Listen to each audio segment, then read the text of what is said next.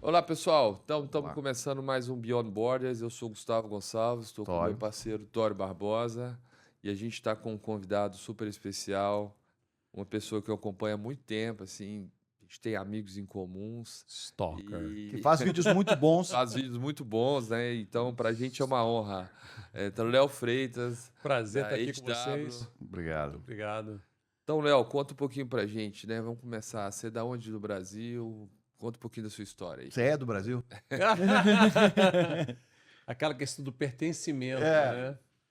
Eu nasci no Rio de Janeiro, onde eu fiquei até mais ou menos uns 15 anos de idade. E aí depois, eu sempre conto, faço uma piada que minha mãe não gosta muito, que foi que ela me colocou numa caixinha de FedEx e me mandou para fora. Entendi. Mas, não, eu fui estudar fora, eu estudei nos Estados Unidos, na Suíça, e foi realmente um grande, vamos dizer assim, um grande divisor de águas na minha vida foi isso. Eu acho que se eu não tivesse tido a percepção de que talvez o Brasil, aquele que eu estava crescendo, ia ser pequeno demais, Sim. para o que eu estava pretendendo fazer na minha vida. Na época, como músico, né, já muito jovem, mas músico já profissional, até, eu senti que não conseguiria ter algum tipo de progressão de carreira, de vida, de perspectiva séria, né, se eu continuasse no Brasil. Eu acho que seria um desserviço a tudo que minha família construiu no próprio Brasil e tal. E que a progressão natural seria a internacionalização da família, né? E, obviamente, dos negócios da família, eventualmente. Mas era isso. E como é que você virou, vamos direto ao ponto, como é que você virou oficial de imigração nos Estados Unidos? Pô, Vamos. foi um tropeço, na verdade. Foi uma coisa muito mais ligado à força do ódio e amor à treta do que qualquer coisa. Eu falo que eu não gosto de pessoas, cara. Eu acho que eu trabalhei muito bem. Não foi muito isso. Não foi muito isso. É uma história até que é muito simples. Eu trabalhava na Philips e para eu conseguir resolver a questão da minha documentação de forma definitiva, na época eu já estava casado com a minha esposa, era cidadã americana, aí simplesmente ela na época falou, não, faz através de mim. Eu falei, não quero fazer através de você. Ou eu faço pela Philips, ou eu faço de outra forma. Tudo bem. A Philips também quis fazer, mas eu desci e estava aparecendo pareceu um ônibusinho daquele recruta-se das Forças Armadas. E tinha um letreiro dizendo assim, ingresse nas Forças Armadas e ganhe sua cidadania em 1 ano. Então eu falei, bom, entre uma coisa ou outra, temos opções. Pra guerra, ficar presa a mulher. Não temos um problema, temos várias soluções. Então eu optei por servir as Forças Armadas. As Forças Armadas, eu fui, eu pedi obviamente dentro das Forças Armadas, eu comecei pelo Army, depois eu pedi a transferência para o Coast Guard, que para mim era mais... Eu gosto do mar, eu sempre fui uma pessoa do mar. E não tive a oportunidade de ter essa proximidade com o mar mais durante o tempo que eu estava estudando na faculdade. Então, eu achei que minha conexão com o mar voltaria nesse ponto. E eu sempre gostei dessa questão de fronteiras e tudo mais. E o Coast Guard é uma força armada que ela é híbrida. Ela é uma law enforcement agency federal, investigativa e também uma força armada. Então, Não sabia que era Força Armada. É uma força armada. É um dos branches of military dos Estados Unidos. E o bom é que depois de 11 de setembro, as Forças Armadas tiveram uma modificação bastante com relação ao tipo de recrutamento e seleção. E foi, a partir de 2002, o Departamento de Segurança Nacional foi criado, o Department of Homeland Security, e aí uma das forças que foi incorporada dentro que pertencia à Marinha, né, no caso a Guarda Costeira, que pertencia à Marinha na época, passou a Guarda Costeira a pertencer ao Departamento de Segurança Nacional, Department of Homeland Security. Então, a Coast Guard, assim como outras subagências que existiam de forma separada ou pertenciam ao Departamento do Tesouro, como Customs, fazia parte do Departamento do Tesouro, foram incorporadas todas dentro de um guarda-chuva só, que é o DHS, que é o Department of Homeland Security. Então, hoje a gente tem a Guarda Costeira, o Secret Service, o CBP, o USCIS, as vertentes de ICE, HSI, que é Homeland Security Investigations. Todas essas agências e subagências fazem parte do guarda-chuva do Homeland Security. Então, nesse guarda-chuva, você pode... Se você fizer parte de uma das... O FEMA, por exemplo, que é o Federal Emergency Agency, tudo também faz... Se você faz parte de um brand, uma subagência, você tem condição de pedir uma certa transferência entre elas. E, não obstante, eu aproveitei esse embalo, né, que já estava com a força do ódio que eu tinha perdido o meu emprego por causa do 11 de setembro, estava muito motivado, e aí uma pessoa interna de recrutamento da área de inteligência, que entendia que eu falava vários idiomas, tinha uma experiência internacional boa, tinha já múltiplas nacionalidades, então eu tinha uma certa facilidade de movimentação pelo mundo e um conhecimento cultural bem vasto, me ofereceu um caminho para trabalhar na área de inteligência do Departamento de Segurança Nacional. Entendi. Que fazia o oversight da área que hoje agora se tornou o que a gente chama de Fraud Detection and National Security dentro do USCIS. Que é o Departamento de... E você ficou quanto tempo? Total 15 anos. 15 anos. Nessa área? Não, em várias diversas. Na parte investigativa, inteligência e adjudicação. E a empresa começou depois que você saiu? Não, a empresa, na verdade, começou em 96. Foi antes de eu entrar, antes de eu, inclusive, virar americano. Né? Que foi eu trabalhava na Philips e foi aquela velha questão de que o brasileiro tem aquela coisa muito empreendedora. Então, você fica muito ligado na questão de, bom, o que eu vou fazer para poder resolver o problema do meu cliente. Claro. Porque eu tinha vários clientes na América Latina, eu lidava com vendas, e a minha área era os países emergentes, o Brasil não obstante.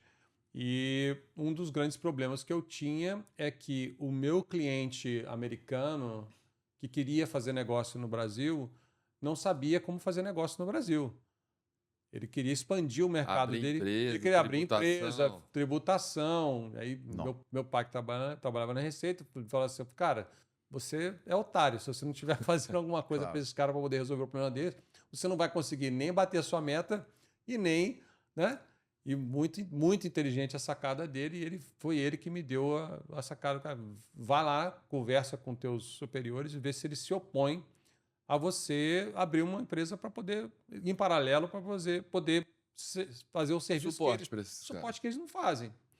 Fui lá, conversei abertamente, foi uma coisa que foi levada até para a diretoria em Eindhoven, na Holanda, e o pessoal chegou e falou assim, não tem problema, contanto que você não tenha conflito e você não trabalhe no dia a dia da empresa. Né? Não tem, tudo bem. Aí eu tinha outros sócios que faziam o dia a dia. E começou assim, a expansão de empresas, internacionalização de empresas para o mercado dos BRICS. Entendi. E começou pretty much no meu quarto extra, ali no meu escritório de casa, meu home office, em Nova York, ali E hoje é um escritório de advocacia, hoje é uma consultoria, hoje é uma... Nós somos as duas coisas. As duas coisas. Nos Estados Unidos, em Portugal, nós somos, e na Inglaterra, nós somos um escritório de advocacia, devidamente registrado, legislado, com advogados licenciados, e são em jurisdições onde um não advogado pode ser dono de um escritório de advocacia, que no caso é Washington, D.C. e Utah. Em outras jurisdições onde eu não sou, não faço parte do ownership, esses escritórios são escritórios franqueados. No caso, Flórida, Califórnia, são escritórios franqueados de advogados locais que levam a receita do bolo do nome e atendem com todo o suporte de back-office desde Washington, D.C. Mas você tem escritórios fora dos Estados Unidos? Temos. Tem aqui em Dubai. Temos aqui em Dubai, temos em Xangai, temos em Hong Kong, Caramba. Lisboa, Londres. Estamos abrindo em Riad, Milão, Istambul. Temos no Rio de Janeiro já, estamos abrindo agora em São Paulo. E tudo sei lá, vamos dizer, uma mobilidade empresarial, algo nesse sentido. Na verdade, é tudo que envolve... Esse conceito de mobilidade. Conceito de mobilidade. O conceito de mobilidade global é uma coisa muito interessante, porque a pessoa fala assim, até escutei um negócio que me mandaram de um hater aí, falando, esse negócio de Global Positioning Service, não, é Global Mobility Service, né? Não é GPS, né? É GMS.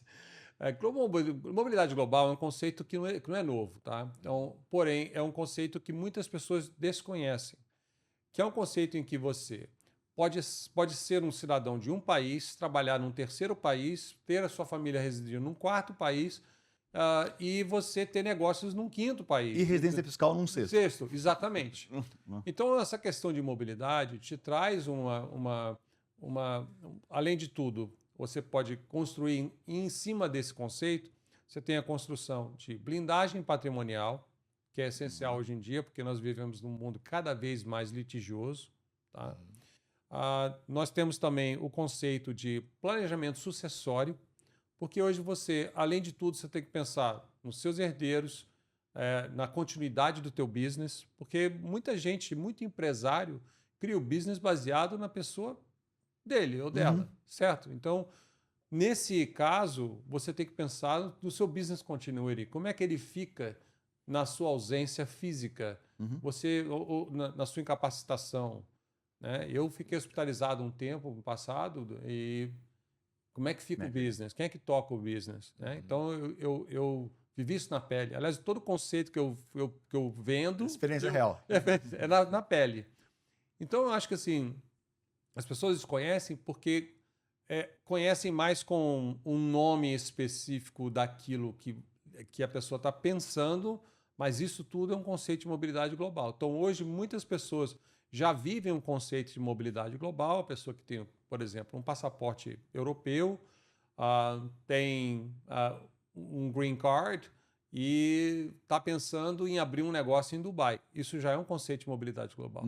Vive na prática, mas às vezes não está muito... Não está muito antenado. Não está antenado sobre isso, né? Exato. A gente, por exemplo, acaba... Nós vivemos isso. Nós vivemos isso. Vocês vivem isso. O Toro, o filho, estuda na Escócia, ele mora aqui, a gente tem empresa residência em Portugal, tem residência aqui, a gente tem todo esse processo.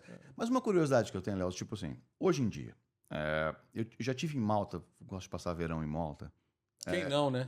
Não, sério, Malta é muito gostoso. É muito legal. Mas hoje você tem, para o empresário brasileiro, se ele quiser, sei lá, ele quer um visto, ele quer um outro passaporte, ele quer um outro processo. Você tem lá agora do Trump novo que custa $5 milhões. Você tinha aquele processo... Tem mesmo? Eu não sei. Tem? Ele anunciou. Porque até agora não vi nada no Federal Register. Não vi nada no que eles chamam de Federal Register, que é o diário oficial da União. Não saiu nada, né? Não tem nada. Aí você tem Portugal, que cada vez vai restringindo mais, pelo menos é o que a gente escuta. Você tem Itália, Chipre, que pagava um bom dinheiro e agora subiu um pouquinho, o próprio Malta, Dubai, ou seja, onde você enxerga alguém que está nesse momento, puxa, eu quero ir para fora, quero fazer um processo como esse. Onde eu começo? Para onde eu vou? Só para reforçar, porque a gente no Brasil, o pessoal pensa muito nos Estados Unidos, né? E Portugal. Ou Portugal. Às vezes pela língua... A primeira coisa que eu falo para a pessoa depende, né? E depende muito do primeiro... O seu objetivo agora, qual é? É construir riqueza, preservar riqueza? Entendi. Ou você quer... lifestyle, né? Então, essa é a primeira pergunta. Segundo, você está com família? Qual a idade dos seus filhos? Tua esposa está comprada? Teu marido está comprado nessa história? Tem isso também. O que vocês querem de nível de conforto, privacidade, ou até mesmo de sacrifício? Porque tudo tem uma balança, né? Então, se você hoje pensa em sacrifício total e absoluto para um retorno que eu hoje chamo de razoável, de médio para grande, Estados Unidos continua sendo uma excelente opção. Só que, como eu falo, retorno médio para grande e com muito sacrifício. Por quê? Você tem que entender que o grande problema do brasileiro é que ele tem uma ideia, uma percepção dos Estados Unidos que é um enlatado de hollywoodiano Disney. Tá? Então o camarada faz várias viagens para Disney, no máximo vai ali uma Califórniazinha, faz um passeio na Califórnia ali vai na Disney também? Vai na Disney lá também, né? No Six Flags, no que for. No outro lado ali vai para Nova York e tal, no máximo esticando assim, o cara manda o filho para estudar num intercâmbio rápido de high school em Nebraska, num negócio assim, só para no máximo assim esticando. E aí ele cria um conceito na cabeça que os Estados Unidos é a 8ª maravilha do mundo. Eu sou americano, apaixonado, eu já sangrei pelo meu país, literalmente, várias vezes. Faria novamente e vou dizer para você, os Estados Unidos não é a última bolacha do pacote. Não é, está longe de ser hoje em dia. E agora, serve o propósito para muita gente, de fato. Isso está falando de um cara que tem um bom percentual do seu faturamento para venda de serviços imigratórios para os Estados Unidos. Para os Estados Unidos. Só que, se você parar para pensar, se perguntar para mim, Léo, qual é o seu maior faturamento? China. 80% que eu faturo é China. 80% que eu faturo é China. Mas responde minha pergunta. Aonde? Então, não vai hoje para você escolher aonde você escolher. Você tem que levar em consideração a sua parte financeira, sua parte tributária, seus planos familiares e, acima de tudo, o seu objetivo. Se você responde isso, aí você tem 4 grandes caminhos. Você tem o caminho que é o que todo mundo está vendo, que todo mundo pensa, né, inicialmente, nos Estados Unidos. Tem... Majoritariamente, Flórida. Orlando. Flórida é a maior roubada que existe na face da Terra. Eu vou falar, deixa eu só responder a dele. Você tem Estados Unidos, você tem Canadá, você tem Europa e você tem os Emirados Árabes. Acabou. Essas são as maiores, né, dos maiores vertentes. E quando eu falo Europa, eu não estou falando Europa propriamente dita. Não é Alemanha e Suíça, né? Não, eu até diria, em termos de oportunidade, a Alemanha e Suíça, hoje, em termos de salários, oportunidade e tudo mais, ganha de braçada de qualquer outro. Você falou 2 países excelentes. Em termos de oportunidade de grana, de trabalho. Só que, para você, tudo bem que na Alemanha, hoje, cada vez mais, o inglês está sendo mais proliferado e você consegue trabalhar na Alemanha sem necessariamente ter o domínio do alemão. Mas, por exemplo, na Suíça, hoje, além do inglês, você tem que falar mais alguma coisa. Tem que falar um francês, tem que falar um alemão, tem que falar um italiano, nem que seja. Então, o romeno nem tanto, mas eu digo assim, mas você tem aí uma necessidade. Então, assim, e para você virar suíço, é um caminho árduo que pode chegar a 10 anos. Né? E mesmo assim, você nunca vai ter o senso de pertencimento. Nos Estados Unidos, qualquer um é americano. Eu, você, o camarada ali, aquele cara ali, todo mundo tem cara de americano, assim como o brasileiro, todo mundo tem cara de brasileiro. Né? Porque não tem uma definição étnica de quem é brasileiro e quem é americano, não tem mais. Eu gosto de falar que americano é louro do olho azul. Não. Não existe há muitos anos. A melhor coisa é você falar assim, quem é inglês hoje? A cara do inglês hoje é a cara do indiano. Do indiano. Ok? O primeiro-ministro era, escocês primeiro-ministro paquistanês também, ou seja, todo mundo, você vai... Né? Exato. Então você tem que pensar que o mundo mudou, né? A teoria de etnias mudou. Então depende. Nessas 4 vertentes que você tem hoje, você tem que entender qual é o caminho que você quer chegar. E só somando uma coisa, a gente voltando no caso de Malta, né? Puxa, fenomenal. Tava lá olhando propriedade, depois eu vi que se você transfere dinheiro para Malta, é tributado em 35%. Agora, você tem... Depende. Tem o famoso... Eu sou o rei do depende. Todo mundo me pergunta alguma coisa... Vai no meu Instagram, vai no meu mídia social, vai no TikTok, então você pode ver que a maioria dos meus comentários são... Depende. Porque depende.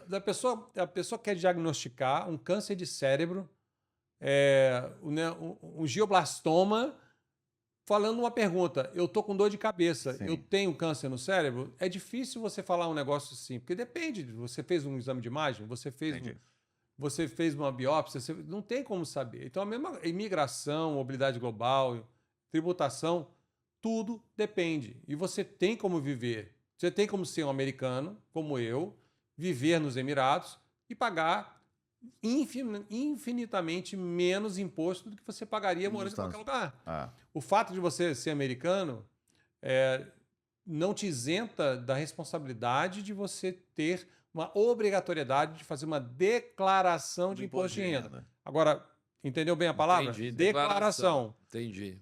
Mas o ato que é o gatilho de tributação é outra história. Entendi. Eu, Leonardo Freitas, não sou dono de nada.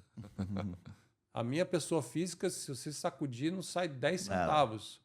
Eu sou um assalariado das empresas que eu trabalho. Entendi. E por que não Flórida?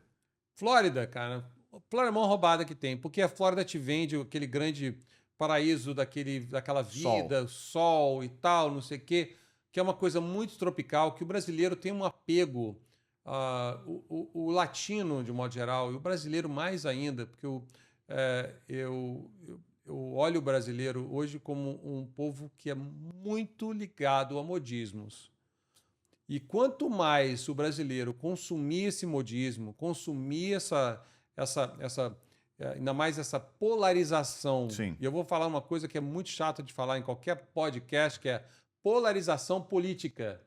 Quanto mais o brasileiro consumir isso, tanto de um lado quanto de outro, mais vai se ferrar e mais vai querer sair do Brasil, que é um país que precisa, acima de tudo, de grandes mentes, grandes investimentos e grandes invenções para poder continuar sendo relevante no âmbito mundial, vai sempre vai ter o famoso brain drainage. Você vai tirar pessoas do Brasil para ir para outros lugares. Então, enquanto for vendido essa modinha, o artista foi morar em Orlando, o fulaninho foi morar em Orlando, o meu amiguinho está morando em Orlando, e todo mundo quer se imitar comprando Ferrari, Lamborghini, Maserati, não sei o que, e para tirar foto no Instagram e tirar onda com as pessoas que estão no Brasil. Eu venci. Cara, isso é a coisa mais ridícula que tem. Quando eu mostro isso para os meus amigos lá, os suíços, os franceses e tal, não sei o quê, até mesmo os Emirates, eles morrem de rir. Eu mostro um Instagram de um influencer brasileiro e mostro o que ele faz, o cara morre de rir. O cara vai morrer de rir, porque assim, chega a ser palhaçada, é piada. Então o cara vai para a Flórida para tirar onda. Aí chega na Flórida, aí procura um emprego. Não tem. Por quê? Porque na Flórida não tem uma indústria como tem em São Paulo, como tem no Rio de Janeiro, como não tem em Minas Gerais, como não tem no Goiás, como não tem em Santa Catarina, como não tem no Rio Grande do Sul. Não tem, amigo, não tem. O que a Flórida tem? Citrus, pouquinho de gado, nem muito, pouquinho de gado. Resort e acabou. E real estate. E real estate. E, na verdade, real estate, que é a famosa bolha, que o pessoal constrói, invade. O pessoal gosta tanto. Vamos lá, vamos fazer aquela apologia do o meio ambiente. Se você olhar o mapa da Flórida, satelital da Flórida em 1980 e olhar para agora, você vai ver o quanto de desmatamento a gente fez. Proporcionalmente maior do que foi feito na própria Amazônia. Então vamos lá para o corte, né, Léo? A Flórida não é a melhor opção de ir para os Estados Unidos? A Flórida não é a melhor opção. Virgínia? Não. Não, é onde o seu talento está sendo requisitado. Entendi. Você tem que ir no LinkedIn e olhar o seguinte: o que mais se assimila ao meu perfil, onde eu estou sendo requisitado? Se você está sendo requisitado no Alabama, vá para o Alabama. Se você está sendo requisitado no Alasca, vá para o Alasca. Mas é frio. Comadre, é frio é quente, é o que for. Tem gente que vive lá. Se gente vive lá, é porque tem maneira de viver. Agora, você quer vir para a América para vencer ou você quer vir para a América para você tirar onda? Você assim, eu morei em Nova York, em Boston, lugar frio, Filadélfia, tudo lugar frio. E a maioria dos que tem propriedade na Flórida, eles ganham dinheiro em outro lugar, né? Com certeza. É americano, é canadense, com certeza. Nós só vamos lá passar Com certeza. Você quer ralar um coco, ser massacrado, maltratado, não sei o quê, ambiente tóxico, não sei o quê, mas tu vai ganhar muito dinheiro? Vai para Nova York, amigo. Você vai ganhar muito dinheiro em Nova York, muito, mas você tem que entender que o ambiente é tóxico, realmente você vai ser massacrado. Se você não se impor, você não vai chegar a lugar nenhum. Aí a primeira coisa que me perguntam, Leonardo, você já foi discriminado nos Estados Unidos? Eu nunca senti nenhuma discriminação. Nunca me senti, mas porque você é branco. Não, eu sou latino, meu primeiro nome é Carlos, que é mais pior que isso. Né? Então, assim, já começa, né, mais latino impossível. Carlos. Claro. Eu sou. Claro, então, assim, Leonardo. Pior, né? Então, assim, o cara já... A única coisa que eu mudei foi, eu tirei o Carlos do currículo, ok, deixei só o Leonardo, aí as entrevistas começaram a aparecer. Então você tem que jogar o game dos caras. Isso. Né? O game é dos caras. Eu não tô aqui para refazer uma regra. Claro. Né? Então, comecei a ser aceito no mercado de trabalho. Ótimo. Beleza. Então, Léo, eu queria te perguntar assim, por quê? Que me chamou muita atenção, quando eu te conheci, era sobre imigração, sobre Estados Unidos, que é o foco nosso. Mas aí, quando eu comecei a estudar, te acompanhar, eu vi que você, né, igual você falou, tem o mundo inteiro, Tóquio, China. O que você vê de oportunidade desse outro lado do mundo aqui, Emirados Árabes, China, que para o brasileiro a gente percebe que está muito longe e a grande maioria das pessoas nem consideram, por ser longe. O brasileiro é míope. O brasileiro é míope. Se o brasileiro não entender que o mundo que ele está olhando é outro, na verdade, o brasileiro precisa entender o seguinte: aonde está o dinheiro? É o que eu falo. Eu fiz vários stories da minha social media essa semana falando das oportunidades que nós vimos no evento aqui, falando justamente o seguinte: por que o cara hoje que está lá na construção civil, em Massachusetts, com medo do ICE, correndo da imigração, não pode ver um carro de polícia, já se borra todo, tem que trocar a cueca. Pô, né?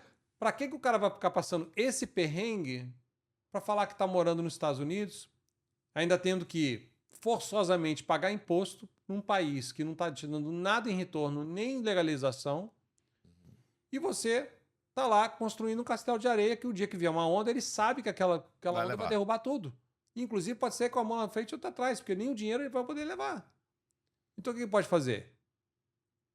Eu olho para cá e vejo assim, se você andar na rodovia de Dubai até Abu Dhabi, se você olhar para o canto direito, você só vai ver construção. Só tem canteiro de obra. Sim. De Dubai a Abu Dhabi. O projeto do governo para 2040 é dobrar a população aqui, né? Exato. Então, se você parar para pensar, assim, opa, peraí, aonde mais no mundo está construindo um negócio desse? Tem outros lugares. Então, você tem aí lugares que não param de construir.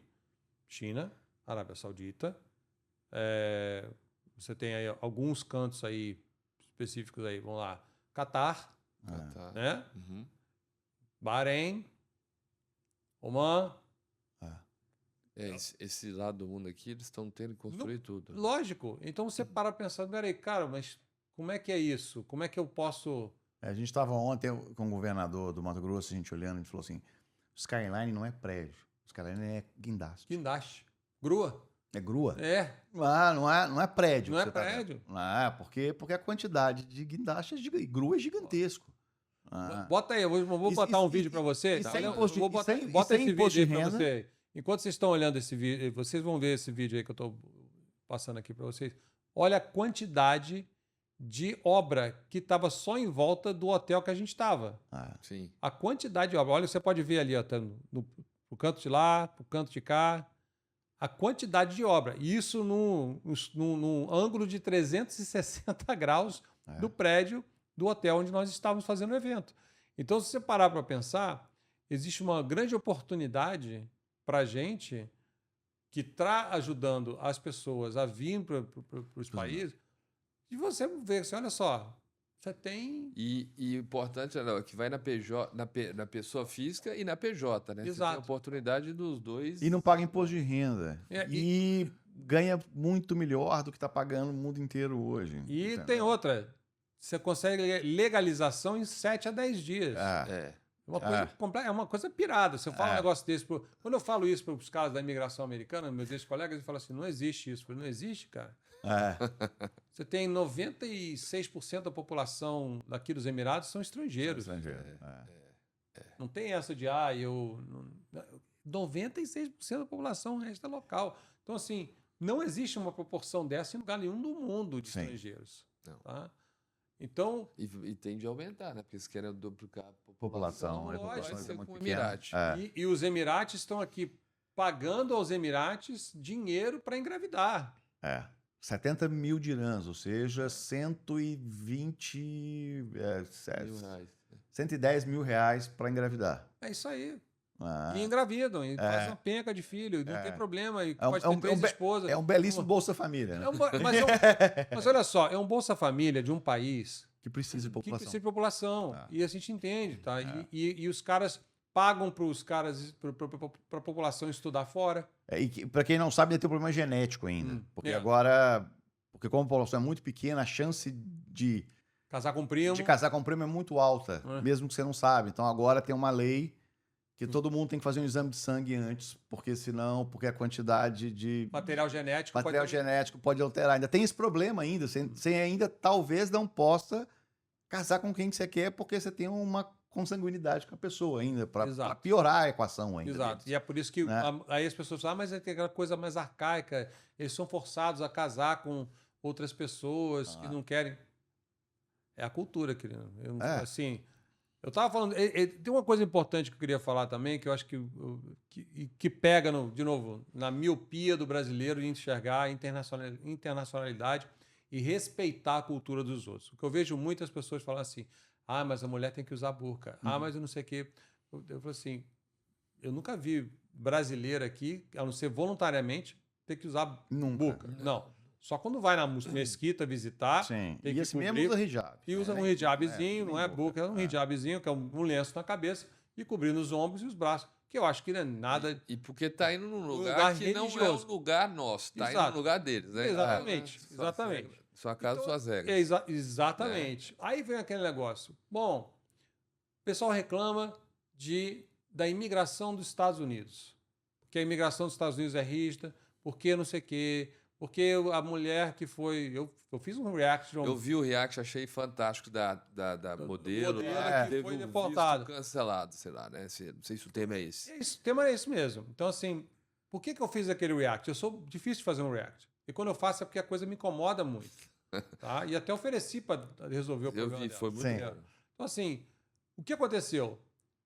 A pessoa tem que entender que ela já tinha passado pela imigração, porque o problema não era nem migratório. A pessoa já tinha passado pela imigração, já tinha sido carimbada, já tinha sido admitida nos Estados Unidos. Ela foi coletar as malas e na saída da alfândega, que é a segunda inspeção... Que era do raio-x ali. Passa um raio-x ali, não é? Às vezes passa um raio-x. O camarada olhou, fez a análise comportamental e simplesmente olhou para cima e para baixo e falou assim, aí tem gato na tuba. Porque o que uma mulher dessa está fazendo com 2 malas? Fez a pergunta para ela. Está levando algum ilícito aqui?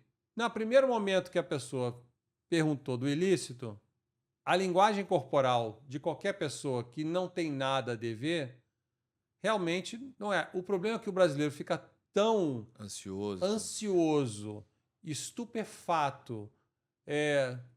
Nossa... Ele achar que eu estou levando um ilícito. Quem é ele para pensar? Ele é a autoridade máxima naquele momento que você tem que ter toda a deferência e respeito, porque ele vai fazer a decisão, como fez, acertadamente, de se você vai entrar ou não. E por que não? Você tem que respeitar as regras do país. Sim. Não pode entrar com mala de terceiro. Você não pode carregar mala de terceiro. Não sei se vocês sabiam. Sim. Você não pode trazer medicamento controlado. Até aqui também. Nos Emirados também não pode. Mas, Léo, isso eu fiquei tão impressionado, porque, igual você falou, dipirona não pode levar. Dipirona não pode levar para os Estados Unidos, é proibido. Então assim, a gente não pode entrar na Europa com a gente dipirona, vai para tanto lugar e as pessoas às vezes cometem esse deslize aí que... Muitos clientes nossos, que são atleta de halterofilismo e tal, viajando com bomba, né? Fala português, claro. Viajando com bomba, foram presos. E aí depois falou assim, meu Deus, e agora? Agora você entrou numa lei de tráfico de drogas e você está impedido de entrar nos Estados Unidos para o resto da sua vida. Simples assim. Simples assim. Só que aí o pessoal esquece também que tem outros detalhes. Mas eu acho que tem uma questão do brasileiro do coitado, sabe? Assim, é igual polêmica, mas é igual aquela história que o pessoal que foi deportado e aí vai reclamar que foi deportado. Como é que você entrou nos Estados Unidos pelo México? Você não reclamou de passar 30 dias atravessando com um coiote. Não. Aí o cara... Não estou dizendo que mas te põe num avião. Você está algemado porque você estava preso. Você cometeu um crime. Você cometeu um crime. Simples assim. Sacou? Você cometeu um crime. O crime foi, você atravessou a fronteira. Mas não podia? Não pode. Não pode. Nem no Brasil pode. Se pudesse, seria de normal, né? Não. Agora, você estava preso. Realmente, você tem que ir algemado, porque você está preso. Foi um tratamento desumano. Amigo, se você não viu o tratamento desumano que o imigrante sofre na fronteira do Brasil. Se você nunca esteve na fronteira do Brasil com a Colômbia, com a Venezuela, se você nunca esteve nesse lugar, visite. Não, teve o caso dos afegãos que ficaram no aeroporto de Guarulhos. Não sei se mais de 30 dias e não tinha acesso à água, não tinha acesso à comida. Tiveram que fazer voluntário porque não podia entrar. Lógico. Amigos, essa é a realidade. E eu digo assim, a realidade da imigração ilegal não é uma coisa que é simplesmente e exclusiva de países desenvolvidos. Os Emirados Árabes Unidos, onde nós estamos hoje, realmente já tiveram uma grande fatia de problemas de imigração. E eles fizeram algumas anistias, como fizeram inclusive uma recente. Com o Paquistão, não foi? Com o Paquistão, com a Índia, justamente para poder legalizar algumas pessoas que estiveram perdendo seus empregos, perderam o direito de ter o seu Emirates ID. E aqui, isso é que é a maravilha daqui. Aqui você não consegue se movimentar dentro do país em coisas simples, como abertura de conta, a sua conta não é mantida aberta, conta de banco, se você não tem um visto válido. Você não... Farmácia, se você não tiver o seu... Exato. Aqui como é que chama? Prescription, a receita. A receita é no chip do seu Emirates ID. Se você não tiver, você não consegue ir na farmácia e comprar um remédio. Controlado. Você não consegue. Exatamente. Então eu acho que as pessoas precisam entender aquela história. Tem lei. Tudo tem lei, respeitar os... Por que você... mas o Brasil não tem isso. O Brasil não tem. Tem leis, não são respeitadas, e você reclama exatamente disso. Por isso que você sai do Brasil. Por isso que você quer sair do Brasil. Mas só e aí quando você chega no outro lado, você está querendo que o cara se adapte à sua realidade e você não se adaptar à realidade daquele país. Agora, isso é errado. Em cima disso, assim, né, a gente ouve muito o imigrante que está lá falando ilegal, que os Estados Unidos sempre flexibilizou muito porque a mão de obra do serviço que o imigrante faz, o americano não faz. Não é verdade. Não é verdade. Não é verdade. Isso que eu queria entender. Não é verdade. Do seu ponto de vista. Não é. Não é o ponto de vista. Estou falando. Eu raramente exponho meu ponto de vista. Se eu for expor meu ponto de vista. Acabou o mundo. Acabou o mundo. Você é cancelado. Então, assim. A minha mãe sempre me fala o seguinte: Leonardo, pelo amor de Deus, não expõe o seu ponto de vista, porque você vai causar uma guerra.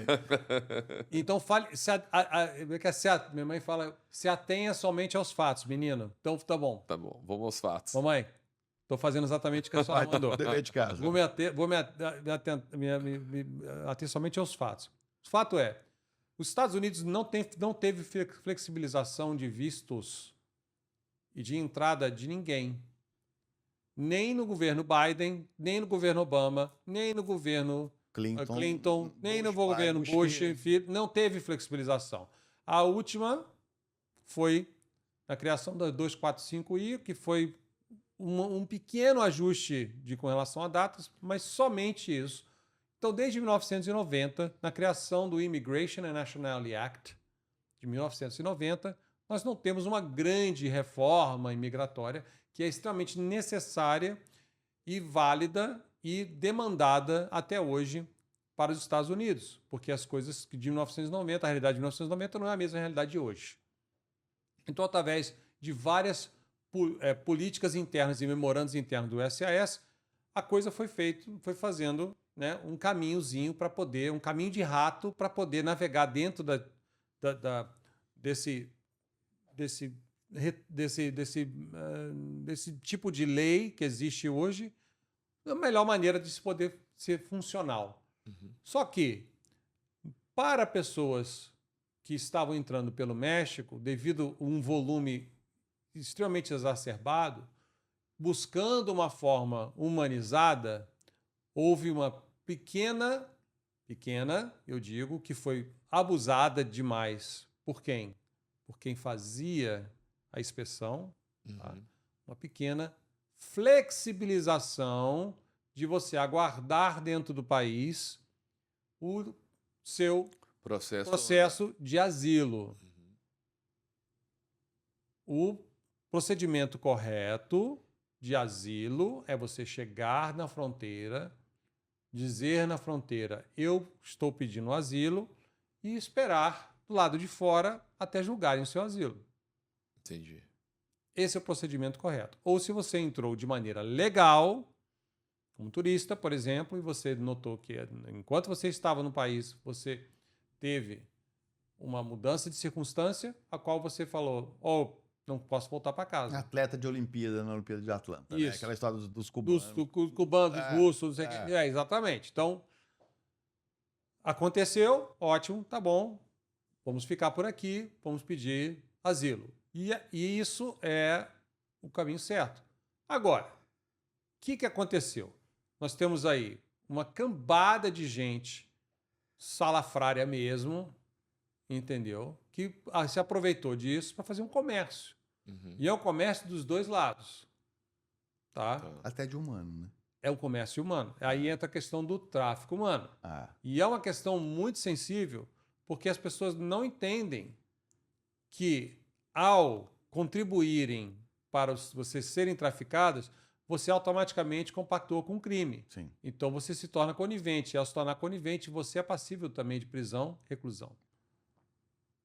E você faz parte do tráfico. Olha, a gente estava conversando um pouquinho antes aqui, a gente falou da questão do passaporte brasileiro, né? Uhum. Que ele é muito valorizado do mercado aí. Antigamente até tinha vantagem de passaporte, que hoje é mais difícil por causa da biometria.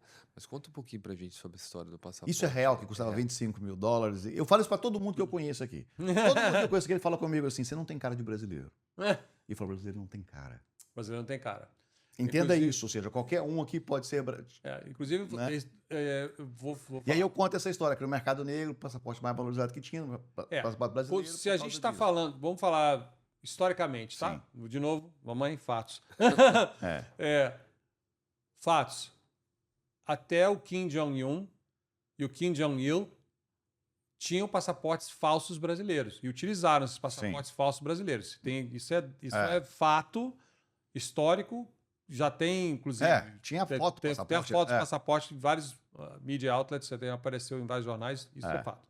Outro ponto que as pessoas desconhecem. Os espiões russos nos Estados Unidos, tá, utilizam o passaporte brasileiro. E o passaporte brasileiro verdadeiro. Sim. Tirado na Polícia Federal, no Brasil, bonitinho, com toda a informação, com o nome, cara nascido em Niterói, cara nascido em Jacarepaguá, cara nascido em Santa Rita de Sapucaí, já vi de tudo, tá? Então, e onde cartórios guardam folhas antigas, tá? Uhum. E lavram retroativamente o nascimento. Certidão de nascimento. E vendem isso no mercado negro, sim. E vendem não só para o mercado negro, para o mercado de espiões, né? De várias potências do mundo. China, Rússia, Há pouco tempo teve um russo, né? Coisa de 2 anos. Até Estados Unidos também. Né? Canadá e tal. Espião inglês, então, nossa, na década de 80 usava demais. Então, o que fazia? Compra isso, aí varia, né? Sim. Estamos falando aí de 25, 50, 100 mil dólares já pagaram. E isso estou falando de investigações às quais eu tive acesso, tá? Então, estou falando coisas assim, são fatos. Isso aí não tem nada de história da carochinha nem na minha cabeça. Não? Isso são coisas, se vocês quiserem pesquisar, elas são até públicas. Você tem aí uma grande variedade étnica de vários pontos. Você pode ser um afrodescendente, você pode ser um ucraniano, russo, alemão, o que for. Tudo. Se você vai para o japonês. Japonês. Então... Só não tem indiano no Brasil, eu falo. Tem, né? Tem, sabe por quê? Eu vou dizer, sabe por que não tem? Tem muita... Não sei se você sabe, né? Portugal colonizou uma Goa, né? Então você tem uma região de Goa, no qual muitos têm passaporte português. Sim. Nome, né? Nome português. Nome português, Figueiredo. Aqui tem muito. Rodrigues, aqui tem muito. E aí você vê que essa galera de Goa, muitos deles, na época do boom ferroviário do Brasil, quando começaram as linhas ferroviárias, eu não sabia disso. Eles foram trabalhar no Brasil. Eu falo que o Rodrigo, jogador do Real Madrid, se olhar a cara dele, tem cara de indiano. Mas assim, tem muitas pessoas que você olha assim, tem cara meio paquistanês, meio indiano. Eu não sabia disso. Tem. Você tem. Tem muito, sim. E aí você... e tem essa influência no Brasil... muito onde foi construído ferrovia, você vai ver. Porque os indianos são os mestres das ferrovias. Se você olhar assim, tem muita colonização de indianos, tem muitos indianos que foram levados para países na África, né? Quênia, Uganda, Tanzânia e tal, que são porque foram levados para construir as ferrovias. Então esse é o motivo. Entendi. Mas não é igual o Trinidad e Tobago. Leonardo Freitas também é cultura. Mas não é igual o Trinidad e Tobago, né? Exatamente. Ou Guiana. Exatamente. Você tem uma quantidade de... Grande. Isso se chama de West Indies. West Indies. E eu fiquei curioso quando você falou, porque a maior parte do seu faturamento hoje é da China. São pessoas da China que estão movendo para outros países? Para outros países. O chinês hoje ele tem um propósito muito grande. Primeiro, educar os filhos fora da China. Tá? Para eles serem fluentes em inglês ou qualquer outro idioma. Tá? Mas preferencialmente em inglês. Então, o foco principal. Nós estamos aí. Canadá, pela flexibilização. Estados Unidos. Inglaterra. Tá? Austrália, às vezes, mas eles se sentem um pouco desconectados com a Austrália, porque eles se sentem extremamente hostilizados na Austrália. Tá? Apesar de que a grande maioria dos empreendimentos de luxo na Austrália são... capital chinês. É capital chinês. Então, mas acontece isso. Acontece isso. Tá? A população é menos friendly. Menos friendly. Com o chinês. Eu lembro, Portugal teve uma época em Lisboa que, você tinha, sei lá, quantos 500 mil, o povo falava isso, tinha 500 mil vistos... Golden chinês em Portugal, porque era uma quantidade gigantesca de chinês buscando para fora, né? Aqui mesmo tem muito, né? Nossa, como tem? Tem chinês do mundo inteiro. Tinha no mundo inteiro. O chinês, ele gosta de acesso, né? Ele gosta de diversificação. Ele gosta de ganhar dinheiro na China. É que nem o russo. O russo é igualzinho ao chinês.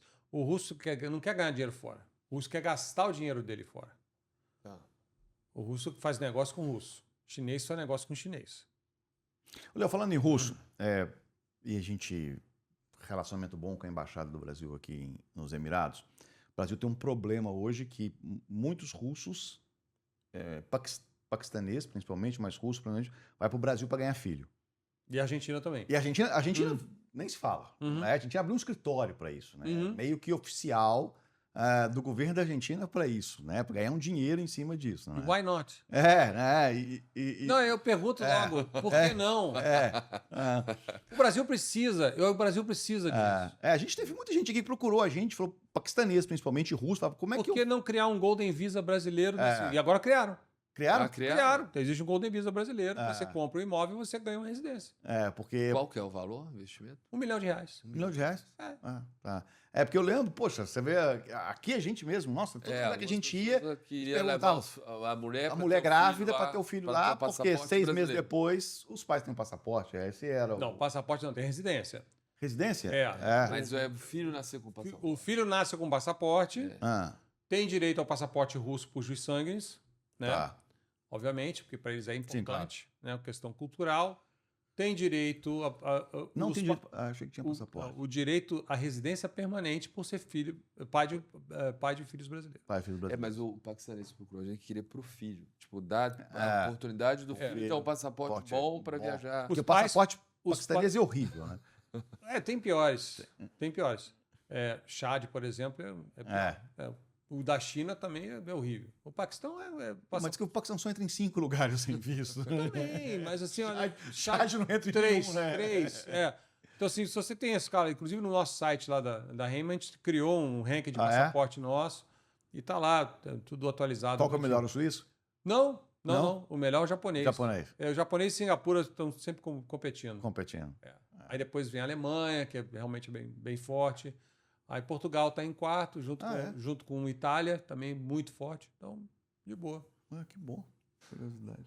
Outra coisa, curiosidade, que você falou que, tipo assim, no caso daquela influência no Brasil, que o oficial de imigração, nem a da alfândega, viu um comportamento diferente nela. E por isso, então, ele abordou ela daquela maneira. Ele julgou ela, achou que ela era uma garota de programa, que é o que acontece muito, e também suspeitou que ela podia estar traficando drogas.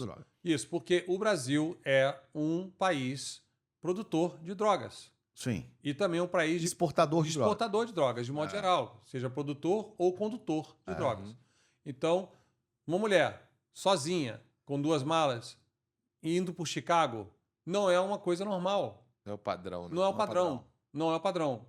Mas é porque eu lembro que vendo alguns, até corte podcast mesmo, daqueles de imigração no Brasil, eles falam que hoje em dia é muito mais inteligência. Ou seja, ele já sabe na hora que o cara pousou quem ele vai abordar. Porque você quer saber... Isso é real. Eu vou falar o que eu posso falar, tá?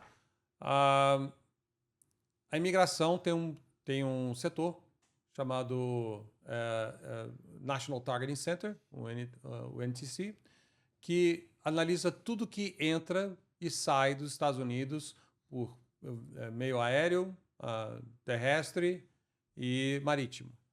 E nesse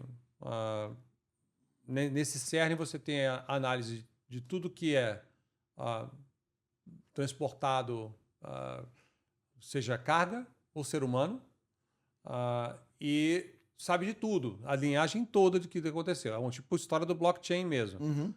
Quem comprou sua passagem, isso. Quanto você tinha de saldo nessa conta, de quem é esse cartão de crédito, quem é essa pessoa que tem esse cartão. Assim, existe uma análise...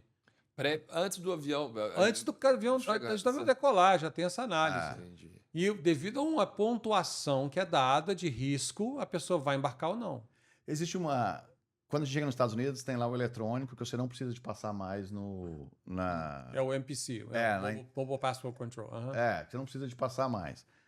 Mas sempre tem pessoa que passa e sempre tem pessoa que não passa. Por quê? Por que tem uns que vão... Às vezes é um aleatório para poder o sistema ser testado, né? Que é o stress test. E às vezes... Não é aleatório. Já tem realmente informações que são... E tem a história que tem, não sei, o asterisco no visto? Não, isso é uma bullshitagem que existe na fase... Não. Aquele asterisco no visto, nada mais é o seguinte, existe um campo ali embaixo que são campos de anotações, tá? E o campo não pode estar vazio de tudo. Ou tem anotação ou tem asterisco. Entendi. Ok? Então, se você não tem uma anotação, como, por exemplo, o nome da tua escola, nome do teu empregador... quantos dependentes você está com... Se não tiver uma anotação específica dali, e você vê muito... Porque entenda que a máquina que imprime o visto, é a mesma máquina que imprime o visto de imigrante e de não imigrante. Entendi. No visto de imigrante, aquele campo ali, ele é todo preenchido com as anotações específicas que vêm daquele tipo de visto. Já nos vistos de não imigrante, ele não pode ficar vazio. Porque aí o oficial vai achar que o visto é falso. Entendi. Então ele tem que colocar uns 2, 3 asteriscos só para preencher o espaço. Entendi. Puxa, tantas vezes eu falo, não, tem um asterisco aqui. Não, tá lascado. Não vai passar. Cria uma teoria da conspiração. Estão traqueando você. Amigo, estão traqueando. Todo mundo. Uma criança de 4 anos de idade. Estão traqueando também. Por quê? Entenda o seguinte, cara. O dever do oficial consular, o dever do oficial de imigração é a proteção da nação. Ele é o primeiro acesso, é a primeira defesa, primeira linha de defesa de entrada no país. A gente tem um 11 de setembro para contar essa história. Claro. Teve falha no consulado na emissão do visto de pessoas que já estavam tidas como terroristas. Teve falha na entrada, na imigração, de pessoas que estavam em listagem de terrorista. E teve falha da escola de aceitar o aluno. Com isso. Então, assim, teve várias falhas. E teve a falha da inteligência, troca de inteligência das agências, que não se falavam antigamente, como se falam hoje, porque não compartilhavam esse tipo de... E uma agência estava seguindo, outra não estava, e o outro ficou aquela não passou para o outro. Ficou cachorro de muito dono. O sujeito já gritou com a gente ali, nosso tempo está estourando. Vamos voltar para empresarial para os últimos 2 minutos. Sim. Ou seja, fala um pouco mais do que você faz. Eu acho que é para... A gente falou sobre muita coisa. A gente vai deixar os links aqui do seu Instagram. Mas fala fantástico, que tipo de serviço que você presta, o que você faz, só pra gente... Vamos fazer um jabazinho agora. Um jabazinho. Jabazinho. Na verdade, você que veio da área de música, vamos fazer um jabá agora. Na verdade, são 19 empresas, né? Diferentes do grupo. É um grupo, graças a Deus, bem parrudo. A gente tem de tudo, desde a área de imigração, planejamento tributário, sucessório, tal. Mas também tem toda a parte do planejamento financeiro, securitização, banco, câmbio.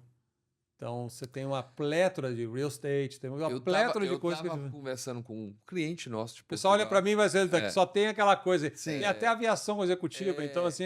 Tem um cliente nosso que trabalha com imigração portuguesa pelas sefarditas.